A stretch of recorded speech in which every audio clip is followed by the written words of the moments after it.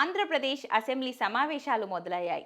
వైఎస్ఆర్సీపీ ఎమ్మెల్యేలు ఎప్పట్లానే ఈ సమావేశాలకి దూరంగా ఉండగా వారిని సభకు రప్పించేందుకు ప్రభుత్వం తరపున స్పీకర్ అయ్యన్న పాత్రుడు ప్రయత్నం చేస్తున్నారు. వైఎస్ జగన్ సభకి వస్తే ప్రతిపక్ష హోదా ఇవ్వలేం, కానీ మాట్లాడేందుకు తగినంత సమయం ఇస్తామని స్పీకర్ అయ్యన్న పాత్రుడు ప్రకటించారు. ఇక తాడపల్లిలోని వైఎస్ఆర్సీపీ కేంద్ర కార్యాలయంలో శాసనసభాపక్ష సమావేశంలో వైఎస్ జగన్ మాట్లాడుతుండగా ఇదే విషయాన్ని ఒక ఎమ్మెల్యే జగన్ వద్ద ప్రస్తావించారు. దాంతో అసెంబ్లీకి వెళ్లడంలో తనకేం అభ్యంతరం లేదని చెప్పిన వైఎస్ జగన్ అందరూ ఎమ్మెల్యేలకు ఇచ్చినట్టు సమయం ఇస్తానంటే ఎలా అని ప్రశ్నించినట్టు సమాచారం. ప్రజా సమస్యలపై సవివరంగా ఆ తక్కువ టైంలో ఎలా మాట్లాడగలను? పోనీ ఒక పని చేయండి, మీరు వెళ్ళి స్పీకర్ను కలిసి అడగండి, తగిన సమయం ఇస్తామని ఆయన హామీ ఇస్తే మనకు ప్రతిపక్ష హోదా ఇవ్వకపోయినా సరే రేపే సభకొస్తా అని చెప్పినట్లు వార్తలు వస్తున్నాయి.